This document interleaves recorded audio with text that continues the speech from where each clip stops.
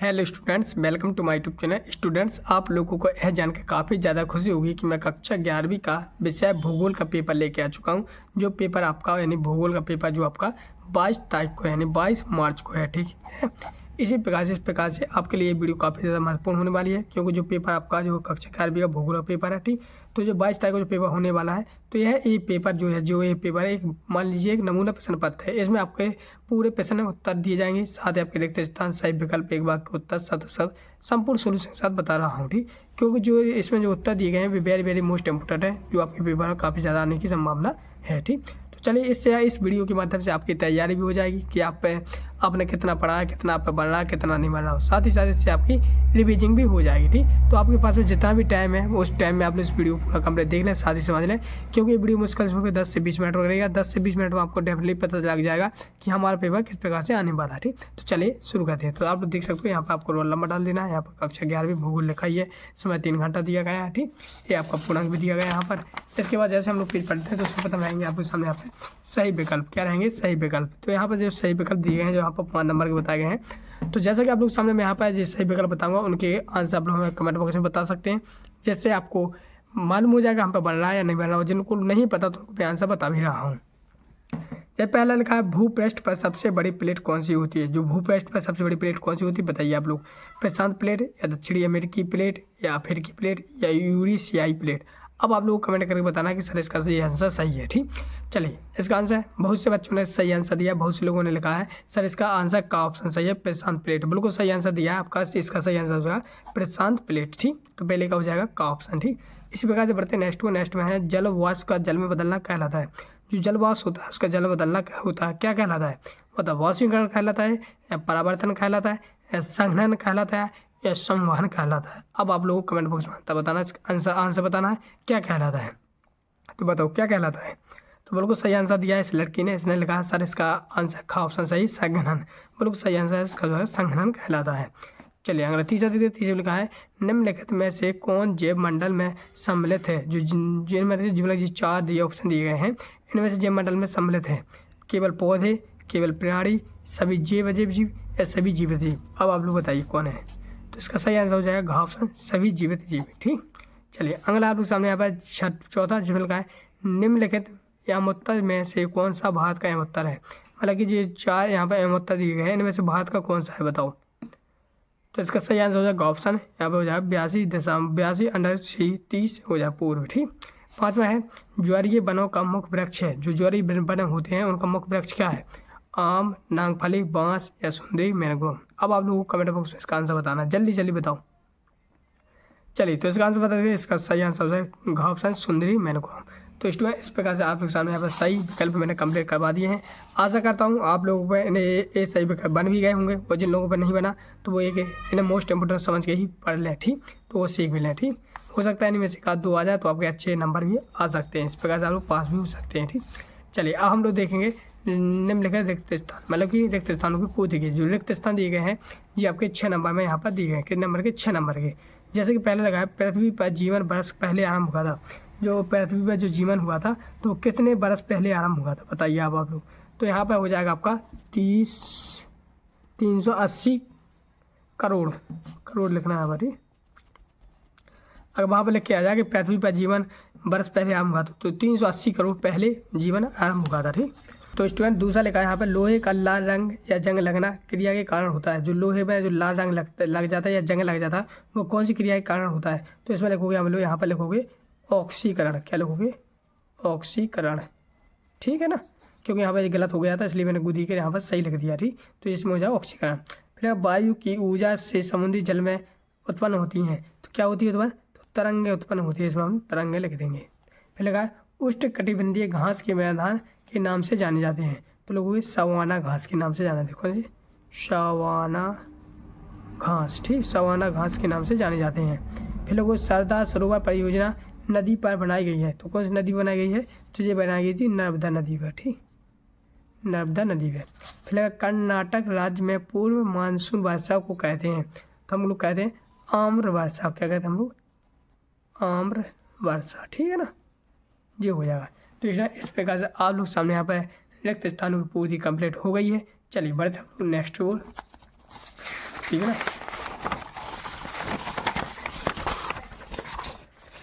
तो student next है आप लोग सामने यहाँ पर सही जोड़ियाँ। क्या है? सही जोड़ियाँ, जो कि आप लोग सामने यहाँ पर 5 नंबर पूछी गई हैं। तो सही जोड़ियाँ भी हम लोग देख लेते हैं आपके सामने, ताकि आप लोग किसी भी कन्फ्यूजन ना है और कोई भी किसी भी आपका गलत ना हो। ठीक, तो देखो तो हम बता रहे हैं, जैसे कि पहला लिखा आप लोग सामने यहाँ पर मानव भूगोल का जनक। जो मानव भूगोल का जनक है तो कौन कहलाता, किन्हें कहा गया है? बताओ आप लोग, इससे जुड़िए बता दें। बताओ, है पता आपको तो आप लोग कमेंट बॉक्स में बताओ, जिनको नहीं पता तो उनको आंसर बता दें। स्टूडेंट्स पीडीएफ को डाउनलोड करने के लिए आपको सर्वप्रथम गूगल पे लिखना है स्टडी नोट्स पीजे, STUD स्टडी नोट्स पीजे। जैसे आप लोग स्टडी नोट्स पीजे लिखोगे NOTES स्टूडेंट नोट पी लोगों ऊपर आ जाएगा, जी आ गया स्टूडेंट नोट। इस पर आपको क्लिक कर देना। क्लिक करते ही आप लोग इस प्रकार इंटरफेस आ गया। यहाँ पर नीले वाले जो लिखा नीले वाले क्लैब है, इस पर क्लिक कर देना ऊपर ही। ठीक, इसके बाद आप लोगों को सबसे नीचे चले जाना है। यहाँ पर लिखा है MP बोर्ड, MP बोर्ड आपको क्लिक कर देना। यहाँ पर आपको 9 से लेकर 12 तक की पूरी PDF है, 9th 10th 11th 12th। ठीक, अब जैसे मान लीजिए हम यहाँ पर आपके सामने 11th का है, ये हिंदी का डाउनलोड करके दिखा है, इस पर मैंने क्लिक किया। ठीक, क्लिक करने के बाद आप लोग सामने यहाँ पर एक ऐड आएगा, इसको यहाँ से क्लिक कर सकते हैं। ठीक, इसके बाद जैसे आप लोग देख सकते हैं ये पेपर आ गया पूरा। इस प्रकार से नीचे आते जाना आपको, इस प्रकार से। ठीक, यहाँ पे देखो ये पेपर मिल गया पूरा। तो स्टूडेंट जैसे आप लोग नीचे जाओगे, नीचे आते जाओगे तो यहाँ पे आप लोग को मिल जाएगा डाउनलोड नाउ, इस पर आप लोग क्लिक कर देना है। क्लिक करते ही आप लोग देख सकते हो इस पे PDF का डाउनलोड हो चुका है। तो आप लोग पूरा PDF डाउनलोड हो गया है। जो मानव भूगोल का जनक है, जो किसे कहा गया है, तो रेड जेल को कहा गया है। भारतीय उपमहाद्वीप की जलवायु तो कितनी है? बताओ बताओ कितना है? तो अब यार इसको नहीं पता। पौधों द्वारा अपना भोजन स्वयं तैयार किया गया है, तो क्या कहलाता है? प्रकाश संश्लेषण कहलाता है। ठीक, भारत का क्षेत्रफल, तो भारत का क्षेत्रफल आपका जी हो जाएगा 32.8 लाख वर्ग किलोमीटर। सिंह का हो जाएगा राष्ट्रगृह। ठीक, और भारतीय उपमहाद्वीप जलवायु, तो इसका हो जाएगा आपका लास्ट में इस वाले से। तो इस प्रकार से आप लोग सही जोड़ी में मिला सकते हैं। चलिए अब बढ़ते हैं नेक्स्ट आप सामने एक शब्द एक वाक्य में उत्तर दीजिए। तो देखो ये लिखा है भूगोल की 2 शाखाएँ कौन सी हैं? तो बताओ भूगोल की 2 मुख्य शाखा कौन कौन सी हैं? अगर आपको पता है तो आप लोग बेहिचक हमें कमेंट बॉक्स में बताएं। चलिए इसका आंसर देख लेते हैं। तो भूगोल की 2 शाखाएँ हैं। एक तो हो जाएगी आपकी कौन? भौतिक भूगोल। ठीक, भौतिक भूगोल तथा मानव भूगोल। ठीक है ना, ये 2 शाखाएँ, एक भौतिक भूगोल एक मानव भूगोल। ठीक, पहले यहाँ पे लगा पृथ्वी के किन भागों को स्थलमंडल कहते हैं? पृथ्वी के किन भागों को हम स्थलमंडल कहते हैं? तो हम कहते देखो भूपटल को। ठीक, भूपटल तथा मेंटल का ऊपरी भाग। ठीक, ऊपरी भाग ये है। तीसरा लगा समान भौतिक लक्षणों वाले जीवों के समूह को क्या कहते हैं? तो हम कहते हैं प्रजाति। क्या कहते हैं? प्रजाति कहते हैं। ठीक, राष्ट्रीय पार्क और अभ्यारण्य किस उद्देश्य के लिए बनाए गए हैं? जो राष्ट्रीय पार्क और अभ्यारण्य है किस उद्देश्य के लिए बनाए गए? तो ये बनाए गए थे जीवों के संरक्षण के लिए, जीवों के संरक्षण के लिए। ठीक, फिर भारत के दक्षिण में कौन सा महासागर स्थित है? तो हिंद महासागर स्थित है। कौन सा? हिंद महासागर। ठीक है, भारत में औसत वार्षिक वर्षा लगभग कितनी होती है? तो 125 सेंटीमीटर। तो इस प्रकार से आप लोगों के सामने यहाँ पर जी आपके सही एक शब्द एक वाक्य उत्तर कंप्लीट हो गए हैं। चलिए अब हम देखते हैं इसके शत। तो शत यहाँ पर 6 नंबर में पूछ गए हैं।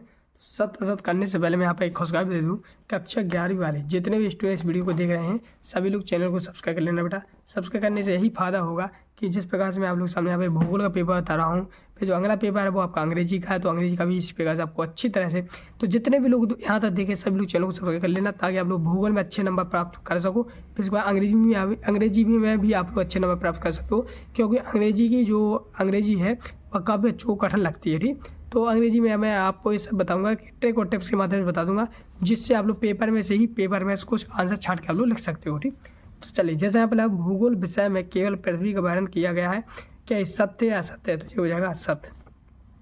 रूपांतर सीमा पर ना तो प्रॉपर्टी का निर्माण होता है और ना ही विनाश होता है, तो ये सत्य या असत्य है? तो ये हो जाएगा सत्य। निम्न ज्वार के समय चंद्रमा एवं सूर्य एक दूसरे के सामने होते हैं, तो ये हो जाएगा सत्य। प्रकाश संश्लेषण क्रिया का प्रमुख सह परिणाम ऑक्सीजन गैस है, तो ये हो जाएगा सत्य। भारत विश्व के कुल स्थलीय धरातल का 2.4% भाग रहता है, तो ये हो जाएगा सत्य। मिट्टी और जलवायु में विभिन्नता के कारण में वनस्पति क्षेत्रीय है, तो ये हो जाएगा सत्य। तो स्टूडेंट जी आपके यहाँ पर सत्य पूरी तरह से 6 नंबर कंप्लीट हो जाते हैं। ठीक है ना, चलिए हम पढ़ते हैं नेक्स्ट आप लोग सामने यहाँ पर क्वेश्चन, जो कि यहाँ पर 2 नंबर के क्वेश्चन हैं। ठीक, तो देखो पहला लगा आप लोग सामने, भूगोल किन दो शब्दों से मिलकर बना है। अथवा में लिखा है भूगोल की एक परिभाषा दीजिए। तो ये यहाँ पर दो नंबर के हैं, ठीक। तो दो में से आपको कोई एक करना है, या तो आप लोग अथवा वाला कर सकते हैं या प्रश्न वाला कर सकते हैं, ठीक। तो दो में से कोई एक करना है। तो जैसा कि मैं आपके सामने यहाँ पर भूगोल शब्द की उत्पत्ति के बारे में बताऊँगा, ठीक। तो चलिए इसका आंसर भी बता देता हूँ। तो ये जो आंसर जितने इस पेपर में प्रश्न दिए गए हैं, ये सारे very very most important question ही हैं, ठीक। इनको आप लोग मोस्ट इम्पोर्टेंट महत्वपूर्ण समझ के ही पढ़ना, ठीक। और तो देखो इसका आंसर की बात करते हैं तो 66वें नंबर का आंसर ये रहा, जिसका आप लोग आंसर लगो इस प्रकार से। भूगोल शब्द की उत्पत्ति दो इस प्रकार से। तो भूगोल शब्द की उत्पत्ति ग्रीक यानी यूनानी भाषा के दो शब्दों जियो तथा ग्राफो से मिलकर हुई है। जियो शब्द का अर्थ है पृथ्वी तथा ग्राफो का अर्थ होता है वर्णन करना होता है। जियोग्राफी का अर्थ होता है पृथ्वी तथा उसके ऊपर होने वाली सभी घटनाओं का वर्णन करना, ठीक। तो ये हो जाएगा इसका आंसर। तो इस प्रकार से मैं आप लोग सामने यहाँ पर बताऊँगा, तो आप लोग सीख भी सकते हो, ठीक। चलिए इसी प्रकार से आप लोग इनको प्रश्न को देखते जाए। पहले कहा सूर्य तप क्या है, इसकी विभिन्नता के दो कारक लिखिए। जो सूर्य तप क्या है इसकी विभिन्नता के दो कारक लिखना है। वायु को कितनी प्रकार को बांटा गया है। तो देखो हम लोग साथ बात देखते हैं सूर्य तप, ठीक। तो देखो सूर्य तप का लिखोगे, पृथ्वी की सतह पर प्राप्त सूर्य की ऊष्मा से सूर्य तप कहते हैं। यह ऊष्मा लघु तरंगदैर्घ्य के रूप में प्राप्त होती है। सूर्य तप की भिन्नता के कारण पृथ्वी अपने अक्ष पर झुका तथा स्थल का संबंध वितरण है, ठीक। तो इस प्रकार से क्वेश्चन नंबर 7 का उत्तर हो जाएगा। क्वेश्चन नंबर 8वां देखते हैं कि जलवाष्प को पृथ्वी की कंबल क्यों कहा जाता है। जलवाष्प होते हैं तो पृथ्वी कंबल क्यों कहा जाता है। तो चलिए इसका आंसर देख लेते हैं। तो 8वें का जी रहा, तो जलवाष्प से सूर्य से निकलने वाली ऊष्मा के कुछ भाग को अवशोषित करती है तथा पृथ्वी से निकलने वाले ताप को संग्रहित करती है, जिससे यह पृथ्वी को ना तो अधिक गर्म तथा ना ही अधिक ठंडा होने देती है। इसलिए जलवाष्प को पृथ्वी का कंबल कहते हैं। तो इस प्रकार से आप प्रश्न 8वें का उत्तर पूरा लिख लोगे, ठीक। चलिए बढ़ते नेक्स्ट क्वेश्चन नंबर 9, जिसमें लगा है भारत की मुख्य भूमि का विस्तार लिखिए। तो 9वें का लिखेंगे हम। तो 9वें का उत्तर जी रहा आप लोग हमने, भारत क्षेत्रफल की दृष्टि से विश्व में 7वें स्थान पर है। इसका मुख्य भूमि का विस्तार उत्तर में कश्मीर से लेकर दक्षिण में कन्याकुमारी तक, पूर्व में अरुणाचल प्रदेश से पश्चिम में गुजरात तक विस्तृत है। भारत के अंतर्राष्ट्रीय देशांतरीय विस्तार को देखा जाए तो लगभग 30 सेल्सियस है। तो ये इस प्रकार से आप लोग सामने यहाँ पर 9 तक के क्वेश्चन हुए। चलिए आप लोग पहले आप लोग क्वेश्चन देख लीजिए। क्वेश्चन नंबर 10वां जी है, ठीक। Question number 11, question number 12। तो ये very very most important question है। आप लोग चाहो तो इन क्वेश्चन को आप लोग लिख भी सकते हो, वो आप लोग बन रहे हैं तो बहुत ही अच्छी बात है, ठीक। और इनको आप लोग सीख भी सकते हो। फिर आते हैं आप लोग सामने जी रहा question number 13, question number 14, question number 15। Very very most important question है। बागर तथा खादर में अंतर लिखिए। और क्वेश्चन नंबर 16 जी है, क्वेश्चन नंबर 17 जी है और 18वां जी है, ठीक। तो इस प्रकार से आप लोग सामने यहाँ पर जितने क्वेश्चन मुझे वेरी वेरी मोस्ट इंपोर्टेंट लगे तो मैंने इस पेपर आप लोग सामने लाए हैं, ठीक। चलिए अब इन क्वेश्चन के आंसर की अगर मैं बात करता हूँ तो अगर आप लोगों के पास इन क्वेश्चन के आंसर आपकी किताबों का मिल जाए तो अच्छी बात है। वो नहीं मिलते तो इन सभी क्वेश्चन के आंसर मेरे पास PDF के माध्यम से मैं आपके सामने यहाँ पर समझाने वाला हूँ, ठीक। तो इस PDF को कैसे डाउनलोड करना है चलिए मैं बता देता हूँ। इसके लिए आप लोग कुछ नहीं करना है, बस चैनल को सब्सक्राइब कर ही लिया था बहुत लोगों ने। अगर आप लोगों ने नहीं किया तो कर लीजिए, ठीक, जिससे आपको अंग्रेजी का पेपर मिल सके, ठीक। तो ये आपका 18वां है, ठीक। तो जिससे आपको अंग्रेजी का पेपर मिल सके, ठीक। तो इस PDF को डाउनलोड करने के लिए डिस्क्रिप्शन टेलीग्राम ग्रुप के लिंक है, टेलीग्राम ग्रुप को जरूर ज्वाइन कर लेना। तो मिलते हैं हम नेक्स्ट वीडियो, तब तक के लिए जय हिंद जय भारत।